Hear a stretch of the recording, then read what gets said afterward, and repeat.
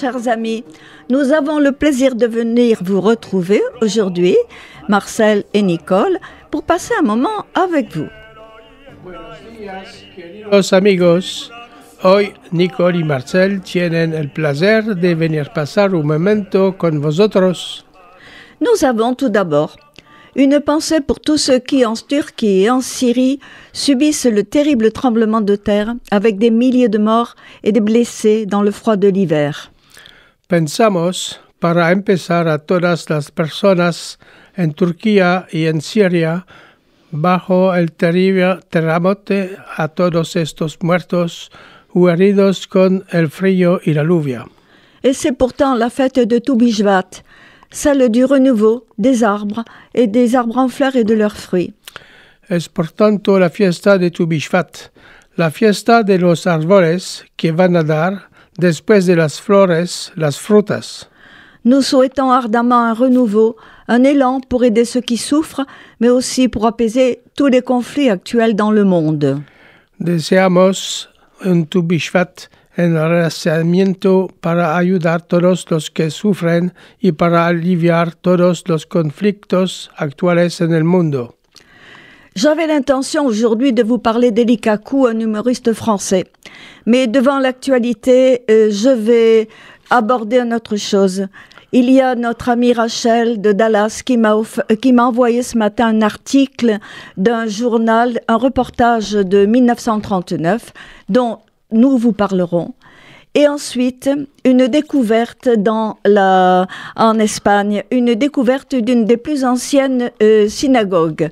Donc, nous allons changer notre programme et je pense que cela vous intéressera.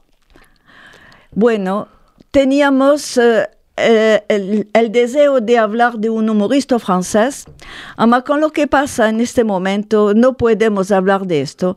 Así que vamos a hablar hoy de lo que me mandó Rachel. Es un artículo de 1939 sobre un terremoto que afectó en Turquía. Y después vamos a hablar de un artículo de una sinagoga. Y Marcel, él va a abordar un problema lingüístico, el judéo-espagnol et el ladino. Marcel, après, parlera d'un problème linguistique d'après les écrits de notre cher Chaim Vidal Sefira et Edmond Cohen, Engané de Estes. Es el problema lingüístico sobre el judeo-español y el ladino. Y siempre para hacer placer a nuestras orejas, músicas y cantos tradicionales. Et toujours pour le plaisir des oreilles, musique et chants traditionnels. D'après le journal Lavara, écrit en 1939 par le docteur Joe Alio. Cet article a été envoyé ce matin par Rachel Bornik. La catastrofa turca y el deber de nuestros sefaradim. Diciembre, transcrito por el doctor Joe Alio, el artículo del journal La Vara de 1939 sobre el terremoto que hubo en Turquía.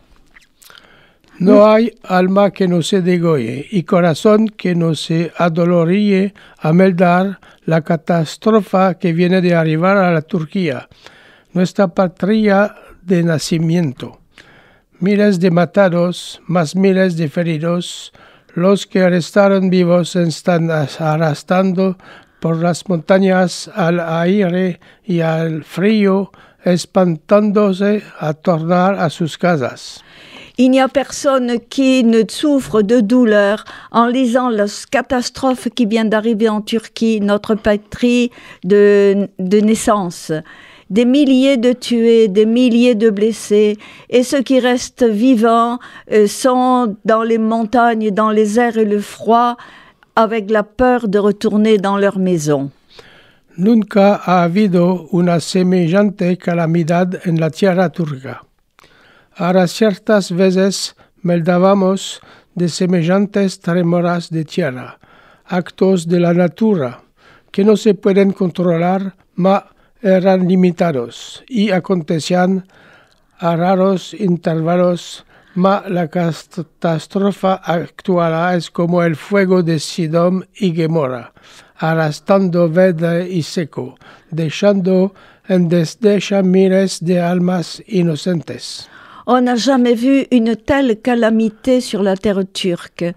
Parfois, nous avons lu quelques tremblements de terre ressemblants, actes de la nature que l'on ne peut ni contrôler, mais qui sont limités, qui arrivaient à rares intervalles. Mais la catastrophe actuelle est comme le feu de Sodome et Gomorrhe, laissant des milliers et des milliers d'âmes innocentes, désemparées et mortes.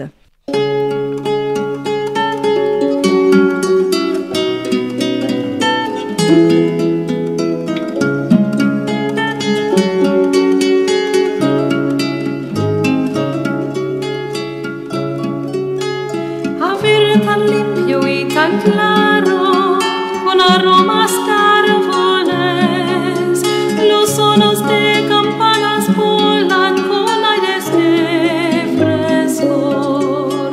Su sueño dulce entre las piedras duerme la ciudad. Años duros, años de ansias en su soledad. Jerusalén, sos luz del mundo y de cobre sos, estos montes que canto con mucho amor.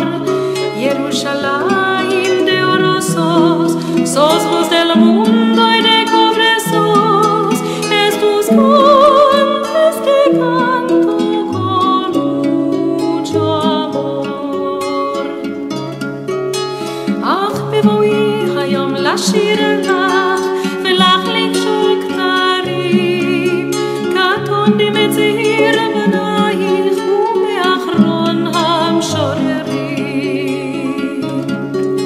כי שמך צורף את השפתיים, כי נשיקת שרף, אם אשכחך ירושלים אשר כולו זהב. ירושלים של זהב, ושם נחושת ושל אור, הלא לכל שירייך אני כינור. ירושלים של זהב, ושם נחושת ושל אור, הלא לכל שירייך אני כינור. De los Osmanis ha sido para el pueblo judío, desde la Inquisición de España, el solo gobierno que nos protegió, nos ayudó, nos recibió en sus tierras sin demandar nada de nosotros. Le gouvernement des Ottomans a été, pour le peuple juif, depuis l'Inquisition d'Espagne, le seul gouvernement qui nous a protégés. Il nous a aidés, nous a reçus en ses terres, sans demander, sans rien nous demander. Sultán Bayezid y los reyes que vinieron después de él hasta la Turquía republicana de hoy mostraron bienquerencia enverso nosotros. Cuando éramos perseguidos en otras tierras, eran los turcos que nos recibían. Eran siempre ellos que se burlaban a la civilización, que maltrataba el judío que les dio su Dios. Le sultan Bayezid et les rois qui sont arrivés après, et jusqu'à la Turquie républicaine d'aujourd'hui, ont montré de la bienveillance envers nous. Quand nous étions persécutés dans d'autres terres, ce sont les Turcs qui nous recevaient. Ce sont toujours eux qui se moquaient des civilisations qui maltraitaient les Juifs que Dieu leur avait données.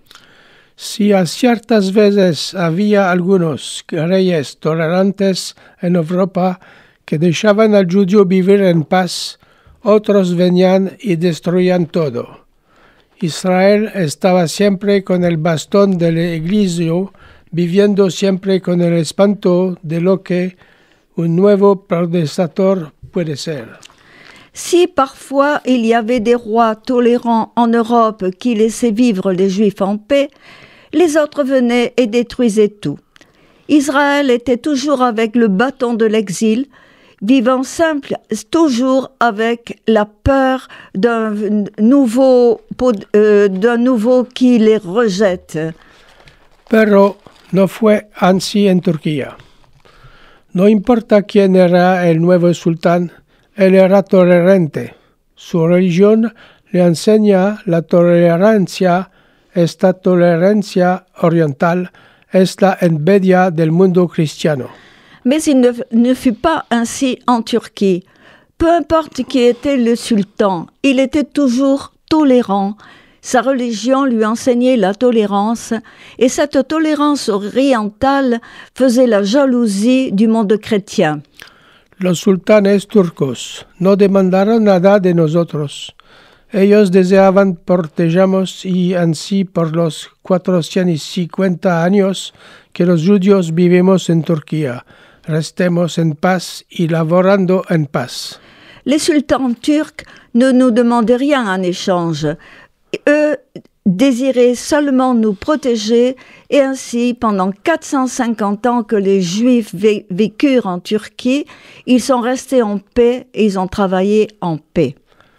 Ahora viene la hora para nosotros judíos de todas las colores de venir a la ayuda de nuestros hermanos mohamedanos.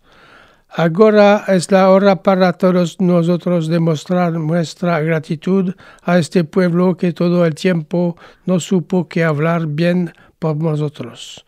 Judíos del todo el Balcán, empezado de la Romania hasta la Grecia, deben una deuda de gratitud a los osmaníes.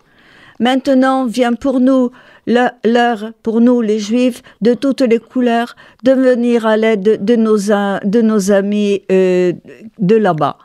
Maintenant, c'est l'heure pour nous autres de leur montrer notre gratitude, de montrer la gratitude à ce peuple qui tout le temps a su parler bien de nous et nous a accueillis. Les Juifs des Balkans, de la Roumanie, de Grèce ont une énorme gratitude à avoir envers les Ottomans. Es puesto sacrosanto deber de abrir nuestras manos y ayudarlos. Nuestras sociedades, todas nuestras sociedades deben ahora aunarse en esta tragedia y venir en ayuda de estos desfortunados. C'est notre saint devoir maintenant d'ouvrir nos mains pour les aider. Nos sociétés, toutes nos sociétés doivent s'unir dans cette tragédie pour venir en aide à ces malheureux. Mostremos a nuestros hermanos que la tolerancia mostrada por ellos puede ser pagado ahora. Mostremos a todo el mundo que el judío paga bien con bien. Maintenant, montrons à nos frères que la tolérance montrée par eux, leur tolérance peut être payée maintenant. Montrons à tout le monde que le juif rend le bien pour le bien. Es en estas horas que debemos acordarnos y si en estas horas nos acallamos. En estas horas trágicas, para nuestros hermanos mostremos generosamente y devoimiento. Vengamos a sus ayuda como la hicimos en el fuego de Izmirna. C'est en ce moment que nous devons nous souvenir et dans ces heures ces heures tragiques que nous devons aider nos frères, leur montrer la générosité.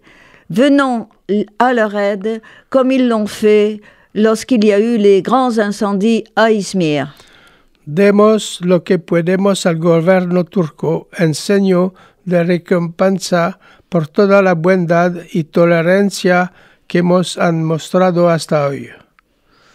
Estamos seguros que las sociedades tomarán la iniciativa y cooperar en cualquier manera posible por el suceso de esta entreprise de Chesed. Maintenant, nous devons faire tout ce que nous pouvons pour aider le gouvernement turc en signe de récompense pour toute la bonté et la tolérance qu'il nous a montrée jusqu'à aujourd'hui. Nous sommes sûrs que toutes nos sociétés vont prendre cette initiative et coopérer de toutes les manières possibles pour le succès de cette entreprise de bonté.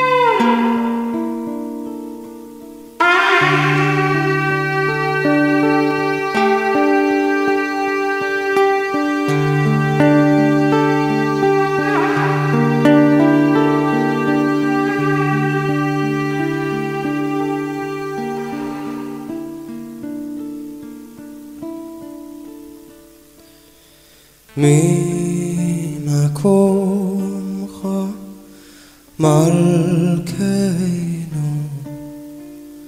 תופיע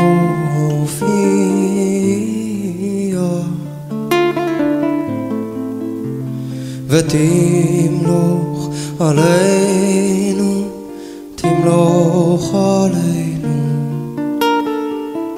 כי מחכים אנחנו לך אוי מתי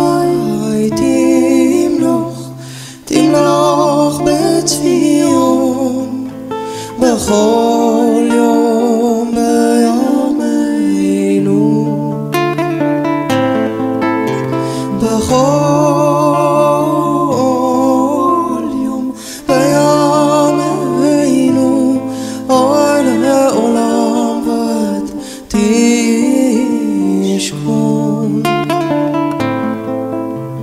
ותתגדל ותתקדש זוהי ירושלים עירך לדור ודור לדור ודור ולנצח נצח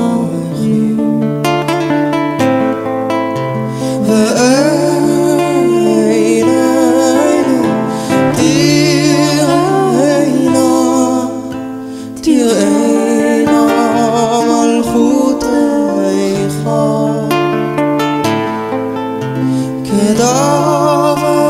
כדברנו בשירי עוזיך בשירי עוזיך ועל ידי דוד. Article maintenant d'un journal Diario Giudio de ce matin qui nous parle d'une grande découverte, une grande synagogue qui serait découverte en Espagne. Et Radio Chai qui nous a demandé de les citer. Nous les remercions de leur autorisation. Arqueólogos descubren lo que podría ser la más grande sinagoga de España. Les archéologues découvrent ce qui pourrait être la plus grande synagogue d'Espagne. Arqueólogos en la ciudad de Utrera, en el sur de España, confirmaron el martes que descubrieron una sinagoga del siglo XIV escondida dentro de un edificio que después se trocó en iglesia, en hospital, en colegio y más recientemente en un bar de copas. Des archéologues de la ville d'Utrera, dans le sud de l'Espagne, ont confirmé que mardi, ils ont découvert une synagogue du XIVe siècle cachée à l'intérieur d'un édifice qui, après avoir été changé en église, en hôpital, en collège et plus récemment un bar. Desde hace varios años, la localidad sevillana sigue los pasos de lo que fue la vida judía. Ahora pueden confirmar la ubicación de los que fue la sinagoga. Depuis plusieurs années, la localité sévillane cherche le passé de ce que fut la vie juive. Maintenant, on peut confirmer la localité de ce que fut la synagogue. Bajo las excavaciones realizadas en la Casa Niño Perdido, antiguo hospital de la Misericordia del siglo XIV, se escondía el complejo sinagogal que, en palabras del alcalde Villalobos, es la sinagoga más grande de la péninsula ibérica.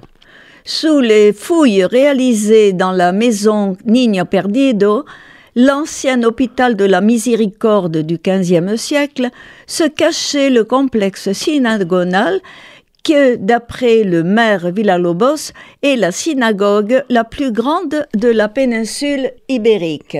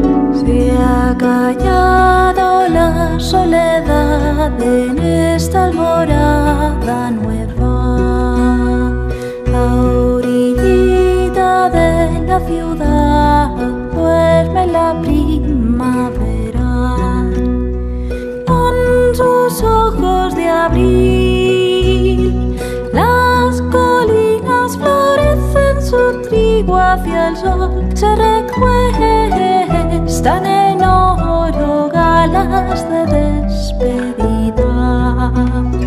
Dime, Alina, qué mala estampa hierve en tu sangre brea. De la alcama sales cantando con un puño de arena.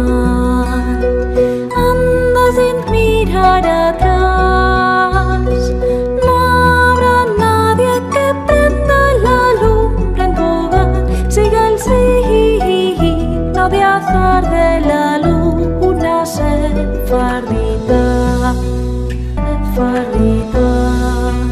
El arqueólogo Miguel Ángel de Dios Pérez dijo a los jornalistas que lo primero que hay que confirmar es la presencia de la sala de oración. Luego de años de análisis de las paredes y el piso del edificio. L'archéologue Miguel Ángel de Dios Pérez a dit aux journalistes que la première des choses qu'il faut confirmer est la présence de la salle de prière et ensuite analyser les murs et le sol de l'édifice. Arqueólogos descubren que lo podría ser la sinagoga más grande de España. Los elementos fundamentales de la sinagoga, como el vestíbulo de entrada o los bancos perimetrales que han surgido, confirman que estamos efectivamente en la sala de oración. Les archéologues découvrent ce qui pourrait être la synagogue la plus grande d'Espagne. Les éléments fondamentaux, comme le vestibule de l'entrée, qui ont surgi, confirment que nous sommes effectivement dans la salle de prière. El único indicio de la existencia del templo judío provino de un sacerdote e historiador, Rodrigo Caro, quien escribió en 1064 que ahora había un hospital en un lugar donde los judíos solían rezar.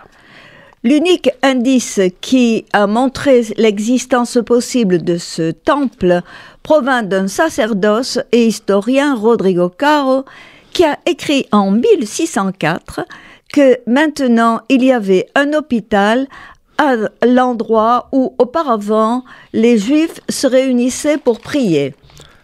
Hay un pequeño puñado de sinagogas medievales que sobreviven en España, incluso en las ciudades de Toledo y Córdoba. La sinagoga de Utrera se convirtió en iglesia en el siglo XVI, cuando se desaparecieron todos los testigos de su pasado judío. Il y a quelques synagogues médiévales qui ont survécu en Espagne, parmi les villes de Tolède et de Cordoba. La synagogue d'Utrea, elle, a été transformée en église au XVIe siècle et à ce moment-là, tous les témoignages de son passé juif ont disparu. Su equipo ahora espera identificar el púlpito y un baño utilizado para los rituales. Actuellement, l'équipe espère d'identifier le mikvé. Según ha informado en conferencia de prensa del alcalde de la localidad, José María Villalobos, ahora tenemos la certeza científica de que estamos en una sinagoga medieval. El estado de conservación de la sinagoga, siendo parcial, es sin embargo exceptionnel, agregó. D'après une conférence de presse donnée par le maire de la localité, José María Villalobos, il dit « Maintenant, nous avons la certitude scientifique que nous sommes dans une synagogue médiévale. L'état de conservation de la synagogue, même partiel, est en réalité exceptionnel. » Con las evidencias arqueológicas documentadas, pueden restituirse su superficie y volumetría originales. Avec les évidences archéologiques documentées, maintenant on peut restituer sa superficie et les volumes originaux. En 1492, los reyes católicos de España, la reina Isabel de Castilla y el rey Fernando II de Aragón decretaron que los 200.000 judíos de España se convirtieran al cristianismo ou fueran expulsados. En 1492, les rois catholiques d'Espagne et la reine Isabelle de Castille et le roi Ferdinand d'Aragon décrétèrent que les 200 000 juifs d'Espagne devaient soit se convertir au christianisme ou seraient expulsés. España ha intentado en los últimos años enmendar lo que el gobierno denominó este error histórico. En 2015, el gobierno español permitió que los descendientes de judíos sefardíes exiliados solicitaron la ciudadanía española con 133.000 y 2.226 personas haciéndolo. L'Espagne a essayé ces dernières années de récupérer ce que le gouvernement a appelé une erreur historique. En 2015, le gouvernement espagnol a permis que les descendants des Juifs séfaradis exilés puissent solliciter la citoyenneté espagnole avec 132 226 personnes qui l'ont demandé.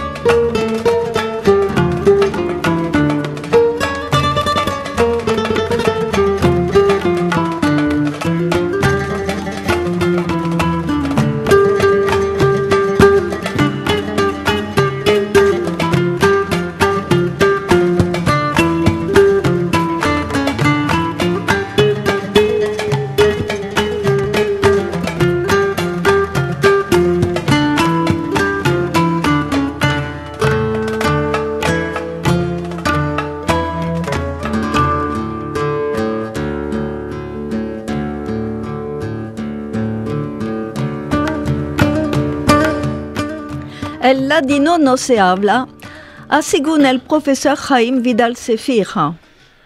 Le ladino ne se parle pas, d'après le professeur Jaime Vidal Sefira. La thèse del professeur Sefira, le judéo-espagnol calque, structure et évolution d'une langue liturgique, publiée en 1979. La thèse du professeur Sefira, appelée le ladino, judéo-espagnol calque, structure et évolution d'une langue liturgique, publiée en 1979. El professeur Jaime Vidal Sefira publicó en 1977 una vulgarización de sus laboros con el título L'agonie du judéo espagnol y publicó también en 1986 un libro intitulado Judéo espagnol. Le professeur Sefira a publié en 1977 une vulgarisation de ses travaux avec le titre L'agonie du judéo-espagnol et aussi un autre livre publié en 1986, encore en français, appelé le judéo-espagnol. Estas tres flaquezas hicieron que muchos judíos que no saben el francés, sobre todo en Israel y América, continúan de confundir judeo-español y ladino y de llamar ladino el judeo-español que se habla. Vos probar de dar-vos a entender cuál es el ladino. Ces trois faiblesses ont fait que beaucoup de juifs qui ne connaissent pas le français, surtout en Israël et en Amérique, continuent de confondre le judéo-espagnol et le ladino, et d'appeler ladino le judéo-espagnol qui, lui, se parle. Todo por seguro empieza en la España de los primeros años, cuando la gente cristiana que moraba allá habla ladino. Tout commence en Espagne, dès les premières années, lorsque les personnes chrétiennes qui y habitent parlent le latino, le latin. La España hacía parte del Imperio Romano de Occidente y sus moradores, los iberos, habían adoptado la lengua de sus conquistadores romanos, el latino. L'Espagne faisait partie de l'Empire romain d'Occident, et ses habitants, les Ibères, ont adopté la langue de leurs conquérants romains, le latin. Los españoles, mismo conquistados por los visigotes, continúan de hablar latino o creen ser el latino, sin renderse cuenta que, poco a poco, según la región de España en demora, la lengua se troca y de latina viene a ser castellana, aragonesa, etc. Mas los castellanos o los aragoneses, no se dan cuenta que hablan castellano o aragonés, piensan hablar ladino, que llaman ladino. Les Espagnols, conquis par les Visigoths, ont continué à parler latino, ou ce qu'ils croyaient être le latino, sans s'en rendre compte que petit à petit, suivant la région d'Espagne où ils vivaient, la langue évolua et de latine est devenue castillane, aragonaise, etc. Mais les Castillans ou les Aragonais ne se rendaient pas compte qu'ils parlaient castillan ou aragonais, pensant parler latino, latin, qui s'est appelé ladino. Cuando hubo la invasión de los moros hablando árabo y los cristianos ladino, para las discusiones diplomáticas entre moros y cristianos, los moros tenían menester de un tarjumán conociendo las dos lenguas, un moro conociendo el ladino. Quand il y eut l'invasion des Maures, qui parlaient arabe, et les chrétiens ladino, latin pour les discussions diplomatiques entre Maures et chrétiens, les Maures avaient besoin d'un traducteur connaissant les deux langues. Un Maure connaissait le ladino. Conociendo el ladino, se puede entender lo que los cristianos se dicen entre ellos, y entonces que le hacer dicat y desfiarse de él. Connaissant le ladino, les chrétiens pouvaient comprendre ce qui se disait, et dans ce cas, il fallait faire attention et se méfier d'eux. En tal punto que, al cabo, el verbo ladino escapó por significar ramay, y no más latino, cuando los españoles entendieron que su lengua no era más el latino, mas una nueva lengua castellana en Castilla, aragonés en Aragón. À tel point que à la fin, le mot ladino finit par dire rusé et non plus latino. Quand les Espagnols comprirent que leur langue n'était plus le latino, mais une langue nouvelle, castillan en Castille, aragonais en Aragon, etc. Hoy, si se busca ladino en el diccionario de castellano moderno, el primer sentido dado es ramay. Aujourd'hui, si on recherche le mot ladino dans un dictionnaire de castillan moderne, le premier mot entendu est rusé. Y los judíos, en esto todo, para cada día los judíos hablaban la lengua de donde moraban, ladino en primero, castellano o aragonés después. Et les Juifs, dans tout ça? Chaque jour, les Juifs parlaient la langue d'où ils étaient. Ladino en premier, castillan ou aragonais ensuite. Ma la lengua sagrada quedaba para el cal, y los sabios poetas y rajaim españoles, Rambam, Ingevriol, Yehuda Halevi, no escribían en español, mas en hebreo o en arabo. Mais la langue sacrée se pratiquait au temple, et les savants, poètes et rabbins espagnols, Rambam, Ibn Gabirol, Yehuda Halevi, etc., n'écrivaient pas en espagnol, mais en hébreu ou en arabe.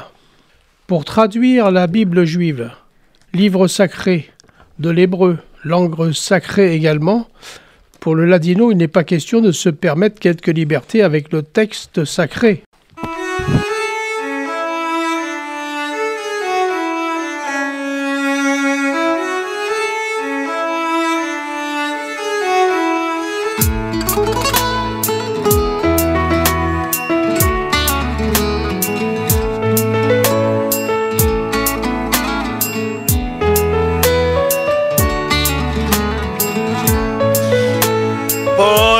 Casa chica, vide una hijita, de años era chica, le declaré el amor. De años era chica, le declaré el amor. De años era chica, le declaré el amor. Pájaro de hermosura, linda la tu figura, acércate al mi lado, te oiré la voz. Acércate al mi lado, te oiré la voz. Acércate al mi lado, te oiré la voz. Después del destierro de España, mi vida sufrió agonías en mis entrañas. Cuando crecí tenía deseo de otra vez vivir. Decidí tener una permanente compañera y ser feliz. Empecé a buscar en todo lugar una mujer muy querida para ser mi esposa y alegrarme la vida. Ansí he buscado por toda la ciudad, en los grandes pueblicos, en lugares enormes y en las grandes casicas. Aconteció iba así por una casa muy chiquita y humilde, frágil como de paño, y vi allí una chica encantadora, hermosa, muy joven en años.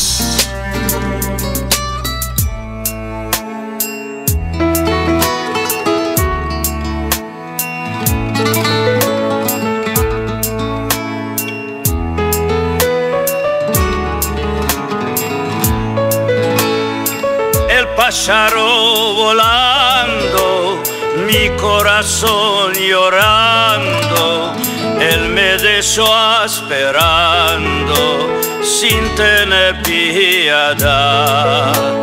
Él me dejó esperando sin tener piedad. Él me dejó esperando sin tener piedad. Por una casa chica, vide una hijita, de años era chica, le declaré el amor. de años era chica, le declaré el amor.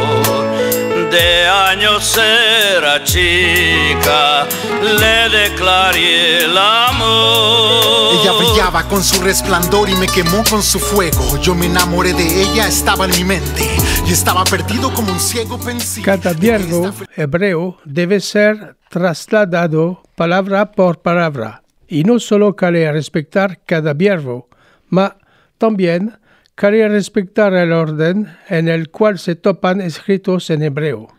Chaque mot hébreu, en ladino, doit être traduit mot pour mot, et non seulement en respectant chaque verbe, mais aussi en respectant l'ordre dans lequel il se trouve écrit en hébreu. Afilu si la sintaxis semítica del hebreo es diferente de la sintaxis latina del ladino, de tal manera que el texto dicho ladino es en verdad hebreo vestido de español. Même si la syntaxe sémitique de l'hébreu est différente de la syntaxe latine du ladino, de telle manière que le texte dit en ladino est en vérité de l'hébreu revêtu d'espagnol. Si dainda no entendisteis que el ladino es la traducción palabra por palabra con verbos desaparecidos de nuestra lengua hablada, no se puede hablar. Yo no sé cuál decir más. El ladino no se habla, se melda, se canta, ama no se habla. El ladino es, según una dicha del profesor Sefira, judío español calco, ou hébreu vestido de espagnol.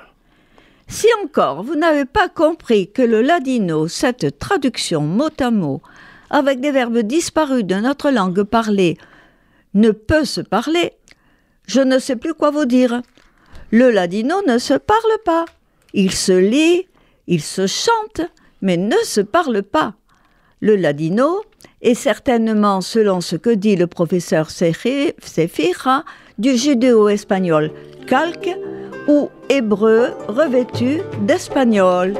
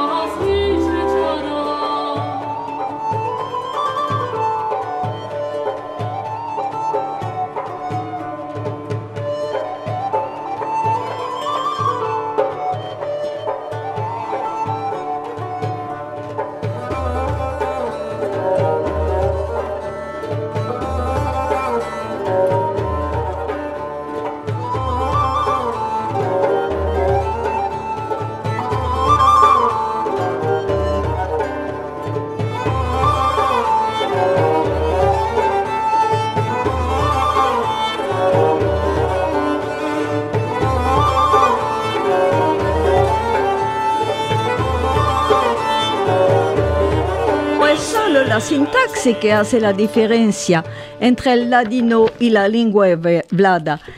Es igualmente también el vocabulario. Ce n'est pas seulement la syntaxe qui fait la différence entre le ladino et la langue parlée. C'est aussi le vocabulaire. Vos acuerdo que el ladino empezó cerca del siglo XIV o puede ser mismo antes cuando el judeo español había nacido. Je vous rappelle que le ladino commença au XIVe siècle, ou peut-être même avant, quand le judéo-espagnol parlé est né. Y aparte de esto, entraron en la lengua judía verbos emprestados de los turcos Chini, Pirón, Chadir, Nicochera. Et à part ça, ils adoptèrent dans la langue juive des mots empruntés au turc, grec, chinois, porcelaine, fourchette, parapluie.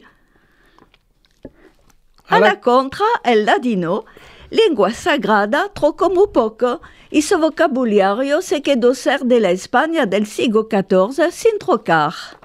Au contraire, le ladino, langue sacrée, changea très peu, et son vocabulaire resta celui de l'Espagne du XIVe siècle, sans changer.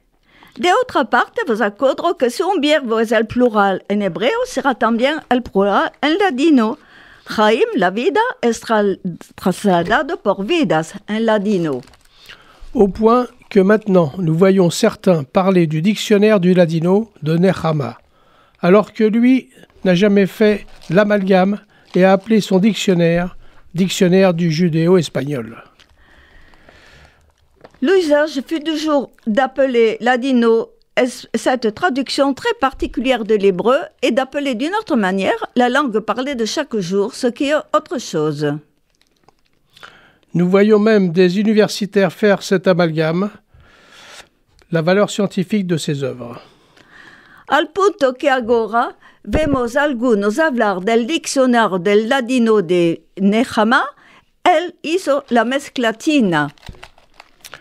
Au point que maintenant nous voyons parler du dictionnaire du ladino de Nehama, alors que lui n'a jamais fait le mélange et l'a appelé son dictionnaire du judéo-espagnol.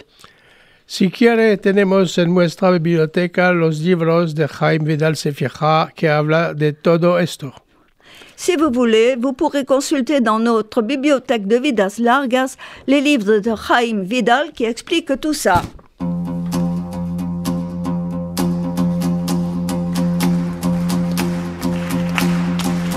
La comida la mañana, la tarde la traigo atrás. La comida la mañana, la tarde la traigo atrás. Que lo sepa la mi madre que yo quiero desposar. Que lo sepa la mi madre que yo quiero desposar.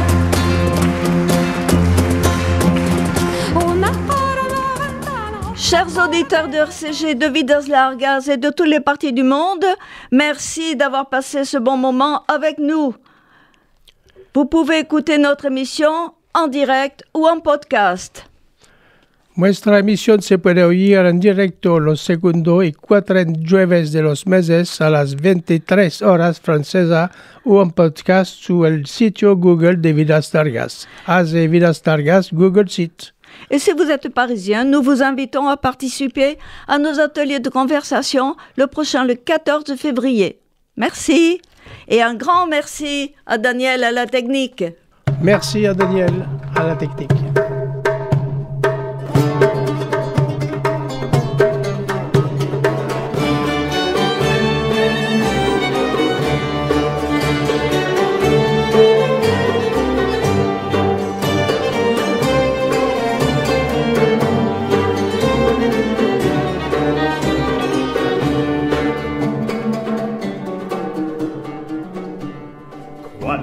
Nimrod al caposaria miraba en el cielo y en la estrellería, vi una luz santa en la judería que había de nacer Abraham Avinu, Padre querido, Padre bendito, luz de Israel. Abraham Avinu, Padre querido, Padre bendito, luz de Israel. La mujer de Terach quedó preñada de día en día le preguntaba de qué tenéis la cara tan demudada. Ella ya sabía el bien que tenía.